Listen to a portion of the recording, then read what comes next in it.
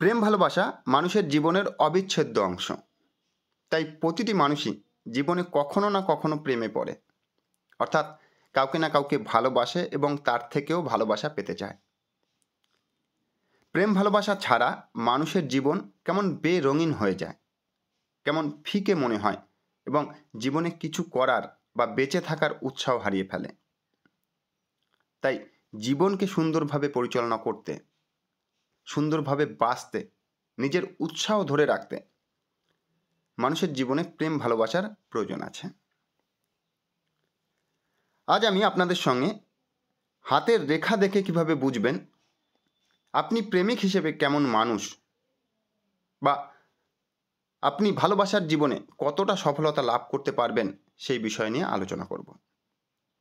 নমস্কার, আমি অ্যাস্ট্রোলজার প্রদ্যুৎ আচার্য। আপনারা দেখছেন মাই অ্যাস্ট্রোলজি। হাতের রেখা দেখে প্রেম ভালোবাসার বিচার বিশ্লেষণ করতে গেলে সবার প্রথমে দেখতে হবে প্রেমের কারক গ্রহ শুক্রের ক্ষেত্র।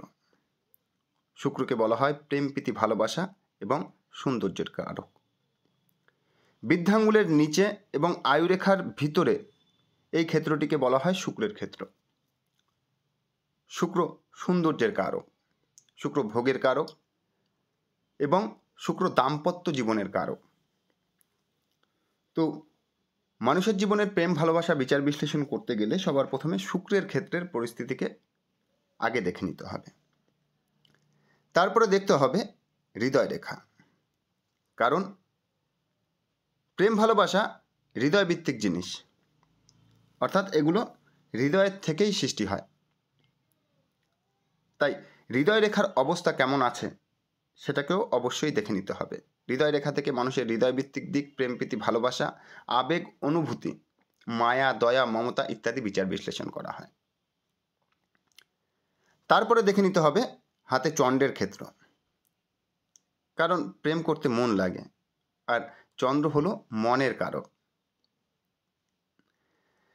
তো এই তিনটে জায়গা কতটা শক্তিশালী আছে তার উপরে নির্ভর করবে আপনি প্রেমিক হিসেবে কেমন, বা প্রেম জীবন আপনার কেমন কাটবে, ভালোবাসার ক্ষেত্রে আপনি কতটা সফলতা লাভ করতে পারবেন।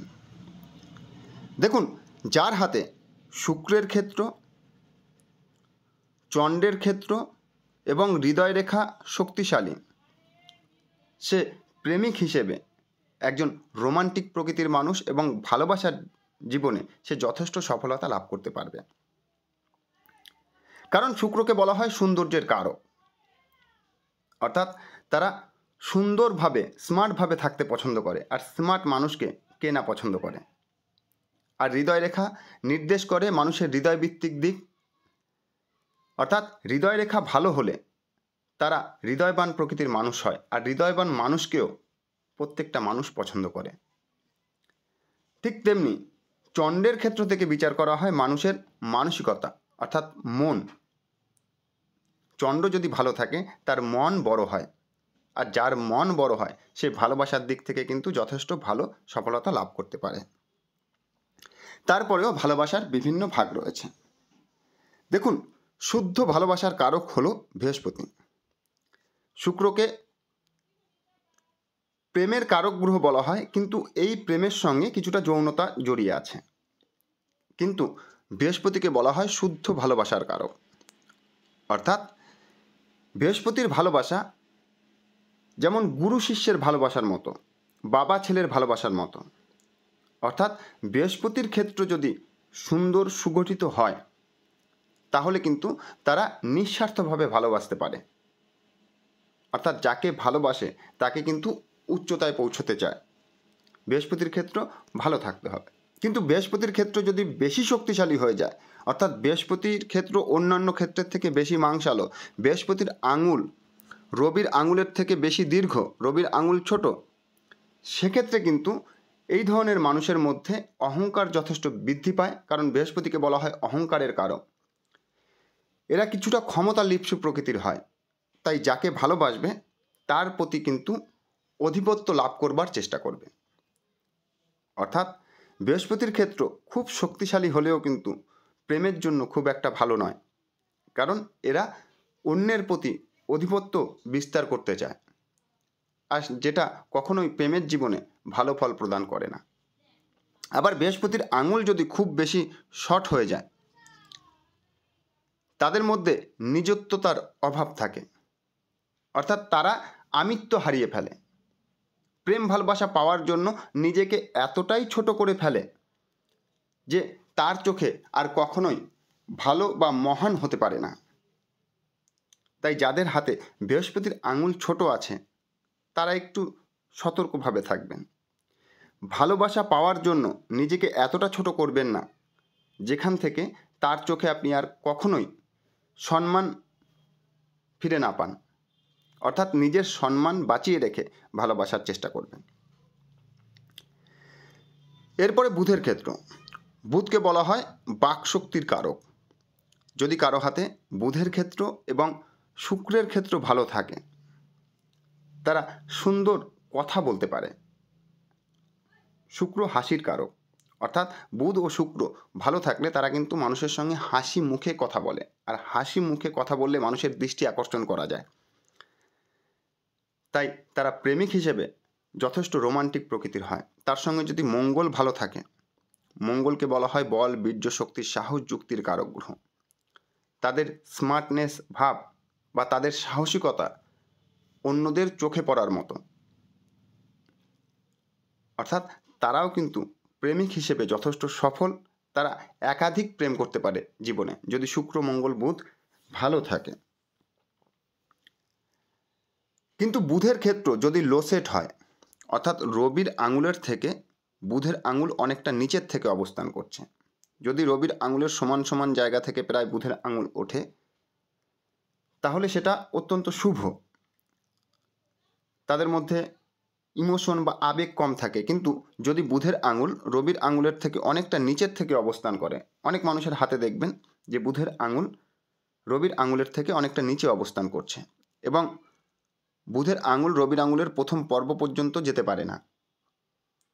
এদের মধ্যে ইমোশনাল আবেগ অত্যন্ত বেশি থাকে। আর ইমোশনাল বিচার করা হয় শুক্রের ক্ষেত্রে যদি একাধিক এরো রেখা থাকে। এইভাবে যদি শুক্রের ক্ষেত্রে একাধিক এরো রেখা থাকে, তাদের মধ্যে ইমোশনাল প্রভাব অনেক বেশি বৃদ্ধি পায়। এই ধরনের মানুষেরা যদি কাউকে ভালোবাসে, তাহলে এরা নিজের ক্ষতি করে তাকে ভালোবাসার চেষ্টা করে, তাকে বোঝানোর চেষ্টা করে যে আমার চাইতে তোমার দাম আমার কাছে বেশি। অর্থাৎ এরা নিজের নাক কেটে পরের যাত্রা মঙ্গল করে যাকে ভালোবাসে। আর এই ধরনের প্রভাবে যদি শনি একটু দুর্বল হয়, অর্থাৎ শনির ক্ষেত্রে একাধিক ক্রস চিহ্নের মতো দেখা যাচ্ছে যে ভাগ্যরেখাকে একাধিক জায়গায় কেটেছে, তারা ভালোবাসার নামে নিজেকে প্রতারিত করে। অর্থাৎ নিজের সমস্ত কিছু নষ্ট করে নিজের ভবিষ্যৎ অন্ধকারের দিকে ঠেলে দিয়ে যাকে ভালোবাসে তাকে ভালো রাখার চেষ্টা করে। তো এই দিক থেকে ফিরে আসতে হবে। আপনি আপনার হাতের রেখার সঙ্গে মিলিয়ে দেখে নেবেন যে আপনার মধ্যে এই ধরনের স্বভাব বা এই ধরনের বৈশিষ্ট্য রয়েছে কিনা। কেউ কাউকে রূপ দেখে ভালোবাসে, কেউ কাউকে তার কথা শুনে ভালোবাসে, আবার কেউ তার ব্যক্তিত্বের প্রেমে পড়ে, তার জ্ঞানের প্রেমে পড়ে। তার জন্য আলাদা আলাদা বিষয় বিচার বিশ্লেষণ করতে হবে। বুধ, শুক্র, চন্দ্র যদি কারো একযোগে ভালো থাকে, তাহলে এরা সৌন্দর্যতার কারণে, অর্থাৎ নিজেরা স্মার্টভাবে থাকতে পছন্দ করে, এরা যথেষ্ট সুন্দর দেখতে হয়, অন্যদের খুব ভালোভাবে আকর্ষণ করতে পারে। বুধ শুক্রের সঙ্গে যদি মঙ্গল ভালো থাকে, তাহলে এদের ব্যক্তিত্ব অন্যদের দৃষ্টি আকর্ষণ করে, অর্থাৎ ব্যক্তিত্বের মাধ্যমে অন্যদের আকৃষ্ট করতে পারে। যদি বুধ শুক্রের সঙ্গে বৃহস্পতি ভালো থাকে, তাহলে তারা নিজেদের জ্ঞানের এবং প্রতিভার মাধ্যমে অন্যদের দৃষ্টি আকর্ষণ করে। জ্ঞান, প্রতিভা এবং নিজেদের উপস্থিতির মাধ্যমে, দেখুন যার বৃহস্পতির ক্ষেত্র ভালো থাকে তার সঙ্গে শুক্র, বুধ ভালো থাকে, আর মঙ্গল যদি একটু সাপোর্ট করে, তারা যেখানেই উপস্থিত হয় না কেন, তারা নিজের উপস্থিতিকে অন্যদের অনুভব করাতে পারে, অর্থাৎ তাদের মধ্যে একটা লিডারশিপের বৈশিষ্ট্য রয়েছে। তারা নিজেদের সবসময় বেশ এক মহান জায়গায় রাখে এবং অন্যরাও কিন্তু তাকে মেনে নেয়। দেখুন, প্রেম সবাই করে, কিন্তু সবাই সঠিক মানুষের সঙ্গে প্রেম করতে পারে না। কিছু কিছু মানুষ ভুল মানুষের প্রেমে পড়ে। বেশিরভাগ মানুষই ভুল মানুষের প্রেমে পড়ে। আর ভুল মানুষের প্রেমে পড়ার কিছু বৈশিষ্ট্য হলো, তাদের হৃদয় রেখা যেমনই থাক না কেন, হৃদয় রেখা থেকে একাধিক নিম্নগামী রেখা থাকবে। শুক্রের ক্ষেত্রে ইমোশন লাইন এবং জাল চিহ্ন থাকতে পারে। শুক্রের ক্ষেত্রে একাধিক পরিমাণে ইমোশন লাইন থাকবে এবং তার মধ্যে কিছু ঊর্ধ্বমুখী রেখা সৃষ্টি হয়ে জাল চিহ্ন সৃষ্টি হবে। তার সঙ্গে চন্দ্রের ক্ষেত্র বেশ দুর্বল প্রকৃতির থাকবে। চন্দ্র খুব একটা শক্তিশালী হবে না, অথবা চন্দ্রের ক্ষেত্র যদি দুর্বল নাও থাকে, বুধের ক্ষেত্র লোসেট থাকবে। তাহলে এই ধরনের মানুষেরা কিন্তু সবসময় ভুল মানুষের প্রেমে পড়ে। আর হৃদয় রেখা থেকে নিম্নগামী রেখা থাকার কারণে যাদেরকে ভালোবাসবে তাদের দ্বারাই জীবনে সব থেকে বেশি ক্ষতিগ্রস্ত হবে। তার সঙ্গে আপনারা একটু দেখে নেবেন যে রাহুর ক্ষেত্রে ক্রস চিহ্ন সৃষ্টি হয়েছে কিনা। যদি রাহুর ক্ষেত্রে ক্রস চিহ্ন থাকে তাহলে অর্থনৈতিক দিক থেকে আপনাকে যথেষ্ট সতর্ক থাকতে হবে।